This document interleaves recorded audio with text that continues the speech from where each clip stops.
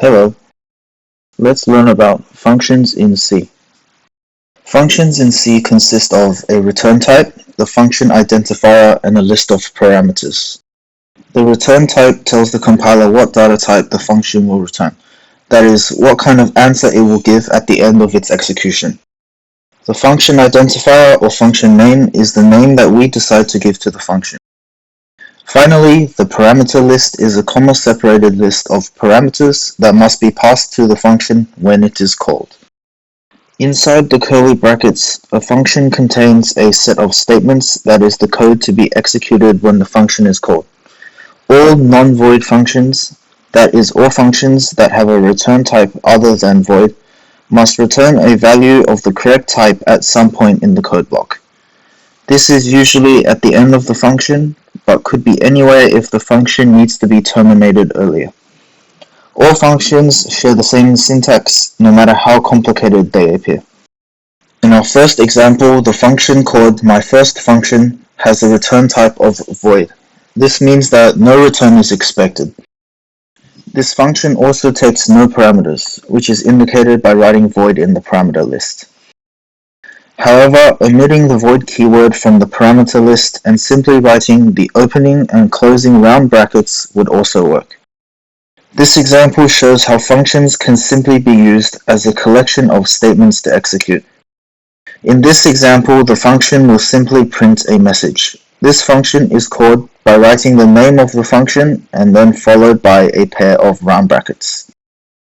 In our second example, the add function has a return type of int, and it takes two parameters, both of type int, as its input.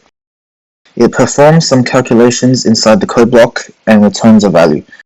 The type of the value that it returns must match the return type of the function. In this example, add returns sum, which is an int variable.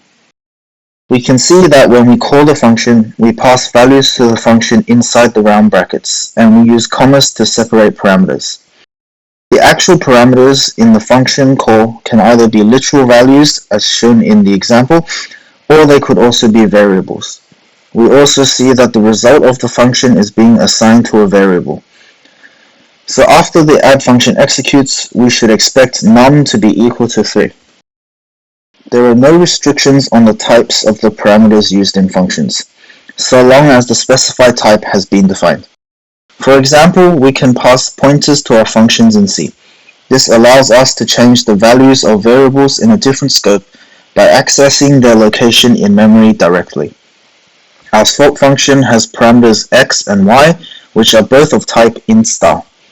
Inside our function, we can dereference our pointers to access the value at the memory addresses.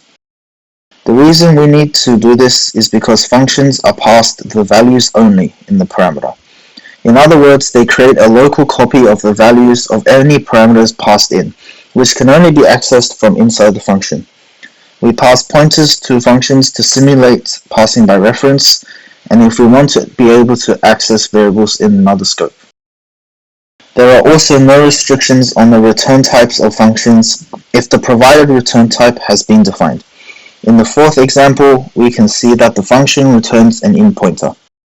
Even though there is sometimes confusion around this, it is perfectly fine to return pointers, as well as user-defined structs or any combination of this.